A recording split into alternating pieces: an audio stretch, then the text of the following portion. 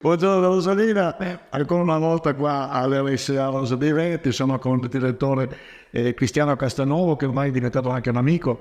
Grazie, E oggi poi tra l'altro celebriamo un obiettivo che avete raggiunto a livello nazionale, che ci fa piacere.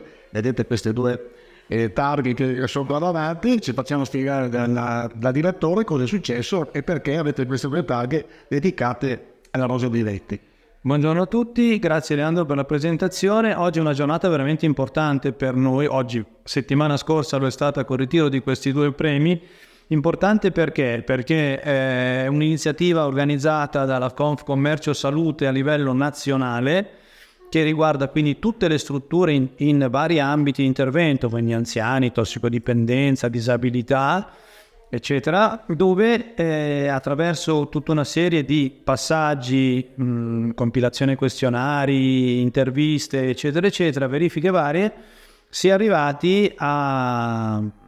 poi alla fase finale dove le strutture selezionate per anche categoria di appartenenza poi hanno la loro classifica, per intenderci. E nello specifico per noi è un vanto, veramente un vanto, poter dire che ci sono stati assegnati 2 premi nella category leader, che è una categoria addirittura superiore, relativamente alla gestione dei servizi e alla prevenzione delle infezioni. Questo in ambito di RSA è un premio importante perché gestire i servizi di una struttura complessa come la casa di riposo ed essere i primi in Italia, perché questo è il primo premio, noi abbiamo vinto il primo premio, non il podio, il primo premio nel senso il gradino più alto, e così uguale per la prevenzione delle infezioni, che è un altro punto, questo più sanitario diciamo che organizzativo, importante, perché prevenire le infezioni in una struttura di comunità come la casa di riposo vuol dire anche aumentare il benessere di tutti gli ospiti. Ricordiamo che i competitor a livello nazionale, ma soprattutto c'erano dei gruppi molto più grossi, diciamo, dal punto di vista anche lavorativo, di strutture, esatto, rispetto a voi, ricordando che la vostra azienda ha come unico gruppo qua Rosolina, quindi... Sì, noi siamo andati a competere con gruppi che hanno diverse migliaia di posti letto sul territorio nazionale e diverse strutture e anche una posizione economica decisamente più grossa della nostra, anche perché noi abbiamo solo, come gruppo Ospitalia, abbiamo solo questa RSA di Rosolina, quindi competere con i colossi, Orpea, Colisée, strutture, aziende enormi, per noi è veramente un vanto poter ritornare addirittura con ben 2 premi, e non della categoria normale, quindi RSA anziani, ma della categoria leader addirittura nell'ambito. Quindi questo credo che sia un bel riscontro anche per tutti i parenti che al momento stanno scegliendo questa struttura, perché mi sento di poter dire, lo eravamo già prima, ma adesso di più mi sento di poter dire che diamo un servizio veramente d'eccellenza a chi si rivolge a noi.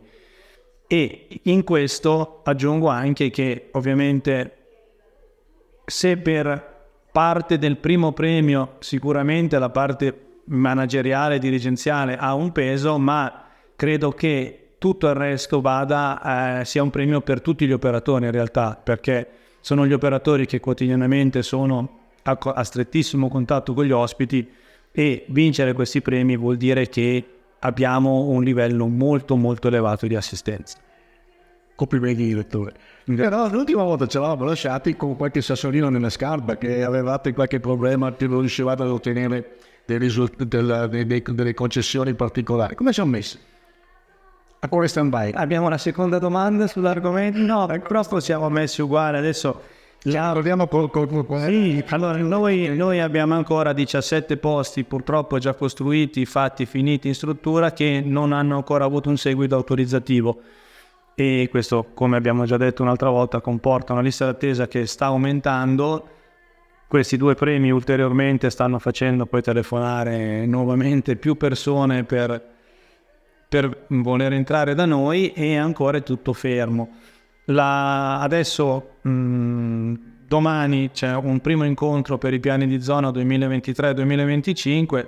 Noi riproporremo di inserire nuovamente questi posti in piani di zona. Speriamo che qualcosa si possa sbloccare, perché veramente è un peccato per una struttura così non riuscire ad avere la completezza della capienza, così come ci è stato autorizzato in costruzione. Ma l'intoppo dov'è? A Venezia, a Roma o in... No, l'intoppo, come si diceva Leandro, è che a un certo punto delle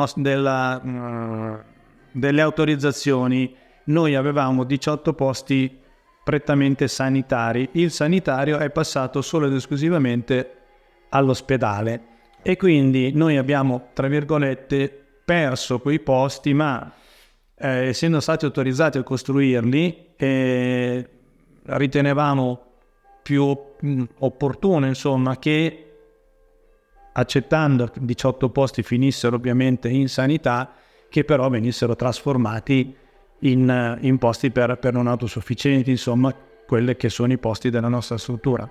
Non è avvenuto, sono quindi scomparsi dal piano di zona e, come tu pensai, se non sono presenti nei piani di zona e quindi nel fabbisogno di una determinata ULSS, non esistono, e quindi ne abbiamo persi. Facciamo l'appello. Ci sono due premi qua, quindi qua abbiamo capito che siamo a un'eccellenza a livello nazionale.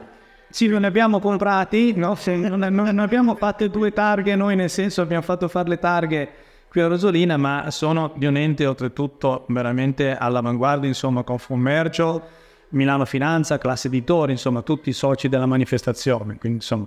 E quindi se domani devono decidere, sappiate che ci sono, che c'è un po' l'esigenza della richiesta, e tra l'altro in un territorio che sta invecchiando sempre di più, quindi voi fate anche un servizio sociale importante, e in ogni caso complimenti, 2 premi.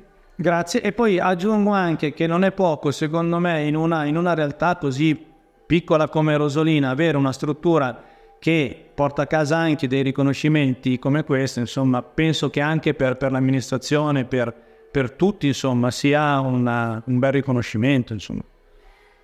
Meditate, gente, meditate.